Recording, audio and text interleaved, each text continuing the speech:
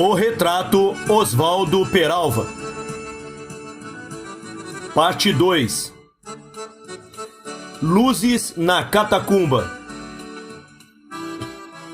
Nesse período em que estive na Europa, em Moscou e em Bucareste, de 1953 a 1956, o PCB tomou uma série de iniciativas, cujos êxitos exageravam em seus relatórios ao Partido Comunista da União Soviética, PCUS, dando também a mim uma falsa ideia da realidade brasileira, em geral, e do comunismo brasileiro em particular.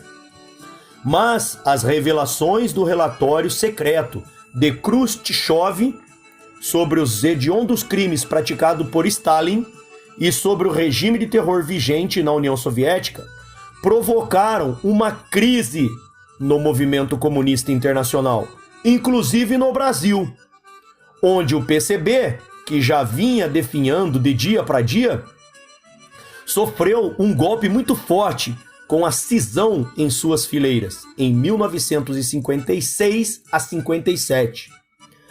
Para mim, foi como se, de súbito, se houvessem acendido as luzes nas catacumbas do movimento comunista.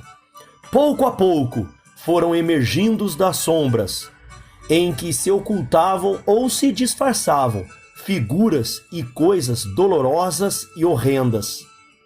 Engajei-me aí numa luta contra propósito. Engajei-me aí numa luta cujo propósito era contribuir para modificar e regenerar o PCB. Após longos anos de rijo combate, em que empenhei todas as minhas forças ao lado de tantos companheiros, compreendi, porém, que o seu defeito era estrutural, incorrigível, e com ele rompi em definitivo. Sobrevivência. Embora os golpes sofridos, a cisão, a quebra do encantamento que exercia sobre os militantes, o relaxamento forçado da disciplina de ferro e o terror ideológico que o tornavam um bloco monolítico, o PCB ainda é um fator a ser levado em conta.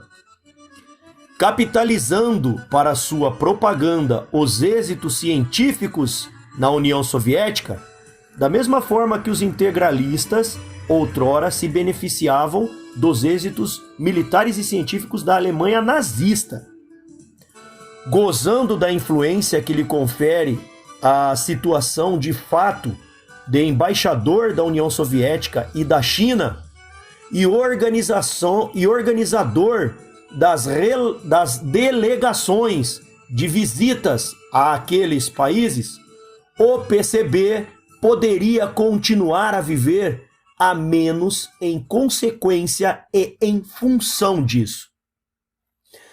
Mas ele também se aproveita do fato de que é uma organização de ativistas em permanente funcionamento, ao passo que os filiados aos demais partidos só atuam nas vésperas das eleições, de que os partidos socialistas e trabalhistas brasileiros não têm ainda um programa em que os trabalhadores vejam nitidamente refletidos seus interesses e reivindicações, ao passo que o PCB possui um programa radical que as massas, em momentos de desespero, podem aceitar, mesmo com prejuízo das liberdades. De que as quotas de sacrifícios impostas pelo desenvolvimento econômico não são equitativas, pesando muito mais sobre as classes pobres e intermediárias da sociedade, enquanto que a inflação e a corrupção geram, ao calor dos favores oficiais, grandes fornadas de novos ricos, o que também trabalha a favor do PCB, cujas soluções são reprováveis, mas muitas de cujas críticas são justas e aceitas pelo povo.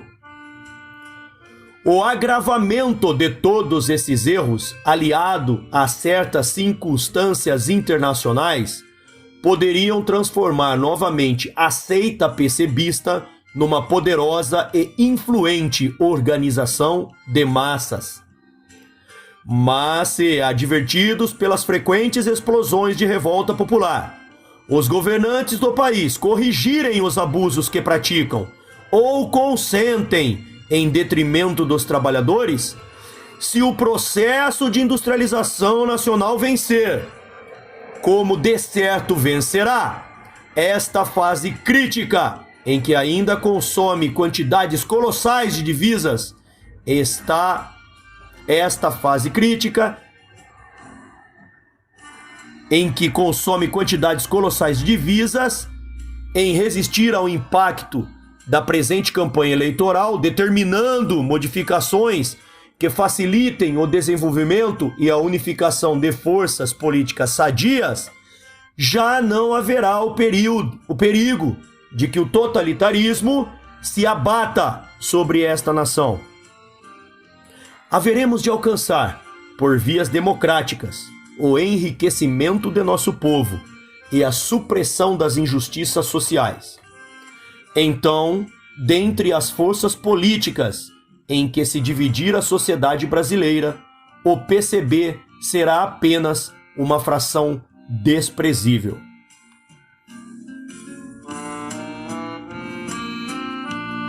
O homem do aparelho. Impossível precisar o dia.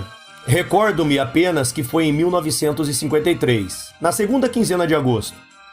Impossível precisar tão pouco em que estado do Brasil eu me encontrava. Rio de Janeiro, Minas Gerais ou São Paulo. Recordo-me apenas que o lugar distava umas 4 horas do Rio, de onde eu partira em automóvel certa noite, fazendo todo o trajeto em alta velocidade, olhos fechados como de praxe. Agora achava-me em meio de vasta chácara, no quintal de uma casa que era peça integrante do aparelho clandestino do partido. Por aquela época, servia de sede a mais um curso de 15 dias, de marxismo-leninismo, do qual participavam umas 30 pessoas em sistema de internato.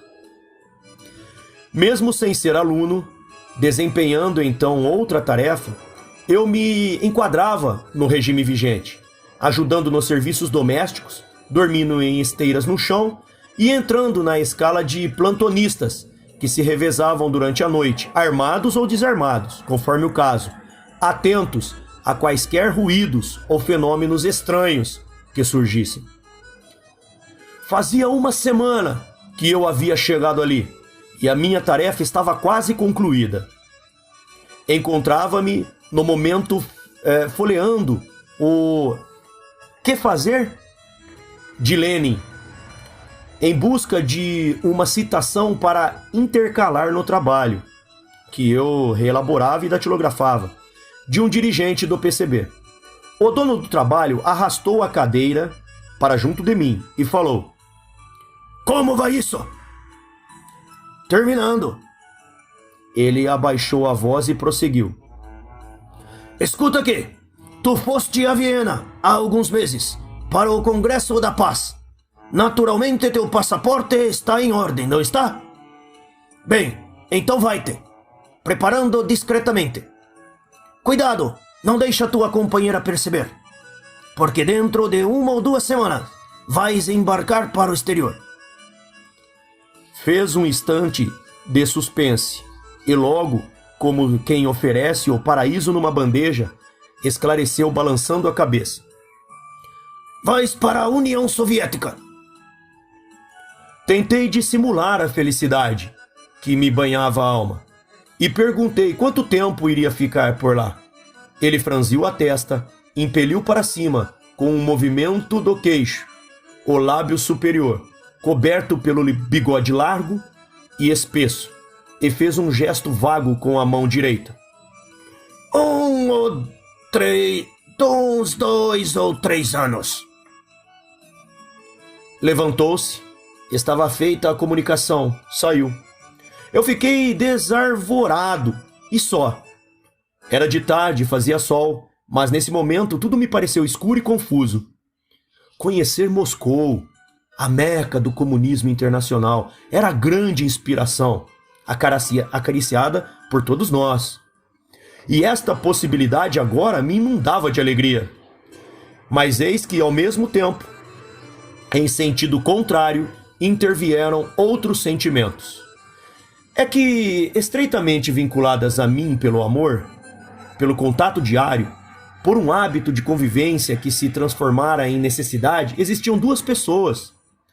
Minha filha de 3 anos de idade e a mulher com que eu me casara fazia 4 anos.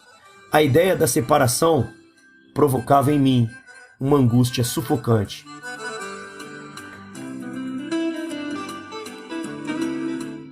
Devo esclarecer que desde muitos anos antes eu me achava voluntariamente submetido à rígida disciplina partidária e procurava colocar sempre os interesses do partido acima dos meus interesses pessoais. Que ofereci muitas provas disso. Ninguém poderia negá-lo. Algumas vezes aconteceu-me deixar minha mulher em casa à noite, doente, sem dinheiro e com a criança pequenina, e sair para executar tarefas do partido.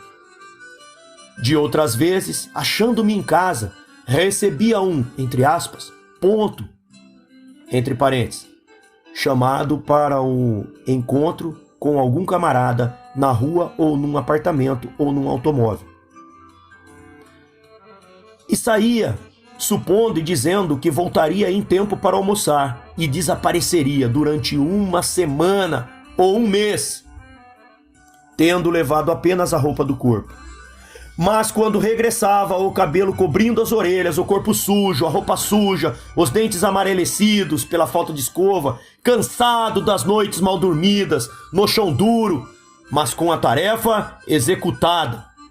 Havia em nosso quarto e em nossos corações o alvoroço das alegrias puras. Eu cuidava de preparar o espírito para o pior: prisão, torturas físicas pela polícia, a morte num comício dissolvido a balas, ou em outras circunstâncias oferecidas pela militância do partido. Mas tudo isso poderia ocorrer como contingência da luta em que encaixava empenho. Agora era diferente. Devia separar-me por anos a fio das pessoas a quem eu mais queria. E isto sem ser imposto pelos inimigos, mas pelos próprios companheiros. Interrogava-me a mim mesmo: por que não mandam para essa tarefa pessoas solteiras? Ou então, por que não enviam também minha companheira? Ela trabalhava ativamente no partido e sempre deu prova de combatividade, realizando tarefas arriscadas, portando-se com bravura ante a polícia e no cárcere. Por que não irmos juntos? Assim também pensava ela. Eu lhe mentira que ia em uma viagem semiclandestina pelos países latino-americanos, recolher material para uma série de reportagens, que voltaria dentro de 6 meses, talvez mais. Ela não se conformava, de modo algum, e me dizia que cumprir essa ordem significava abandonar a família, sem razão política aceitável. Que Prestes, quando veio de Moscou para combater a insurreição comunista de 1935, trouxe consigo a esposa. Estávamos, pois, de acordo, mas não lhe quis manifestar minha opinião. Para não me opor a uma ordem da direção, ao contrário, tratei de defender, perante ela, a justeza dessa medida e liquidei o assunto, fingindo-me irritado e acusando-a de incompreensão política. Para mim era doloroso fazer isso, mas só me restava uma coisa: trincar os dentes e fazê-lo. Confesso que durante alguns segundos embalei-me numa ilusão absurda. Não aceitar a tarefa, aparentemente. Eu era livre para cumpri-la ou recusá-la. De certo, há circunstâncias em que a pessoa é coagida a praticar um ato contra a sua vontade e até mesmo contra a sua consciência. Pode acontecer que o filho seja moralmente forçado a agir assim, sob a imposição da autoridade paterna. Mas eu não era menor, nem o homem que me falou era meu pai. 9 anos antes, eu ignorava até a sua existência. Pode acontecer também que o militar seja disciplinarmente forçado, sobretudo em tempo de guerra, a entrar numa embarcação, por exemplo, sem sequer conhecer qual o destino. Mas eu não era militar, nem estávamos em estado de guerra. Pode acontecer ainda que a pessoa, para não perder uma situação econômica vantajosa, se submeta a uma imposição semelhante. Mas eu ganhava como funcionário público, como funcionário do partido, infinitamente menos do que poderia ganhar exercendo minha profissão na vida civil. Enfim, não se configurava ali nenhum dos casos típicos. Entretanto, eu cheguei a vacilar alguns segundos sobre a aceitação da tarefa. O mesmo não aconteceu ao indivíduo de bigode largo. Ele tinha absoluta certeza de que eu aceitaria, e por isso limitou-se a comunicar-me quando eu deveria partir. Com efeito, maior que a autoridade paterna, mais rígida que a disciplina militar, mais eficaz que a coação econômica, eram a autoridade, a disciplina e o poder coativo desse indivíduo. Porque ele manejava uma das máquinas mais eficientes que os homens inventaram para despersonalizar os próprios homens: o aparelho do Partido Comunista. Com esse fim, o aparelho põe em funcionamento, quando necessário, as seguintes engrenagens. 1. O apelo à mística partidária. 2. O terrorismo ideológico. 3. A pressão das opiniões coletivas de grupos partidários e periféricos. 4. A ameaça de expulsão e, em certos casos, de violência física. E 5. Os canais de difamação.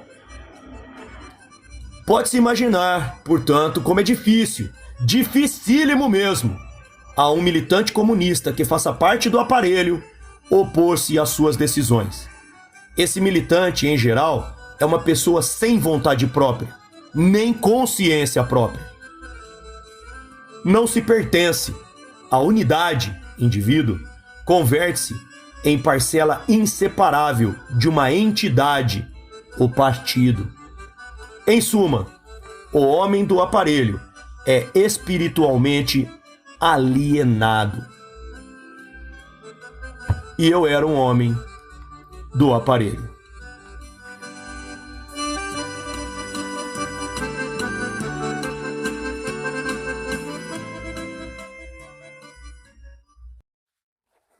Se você curte este trabalho, divulgue o nosso canal. Deixe o like e comente. Ajude-nos a espalhar a verdade sufocada. Obrigado.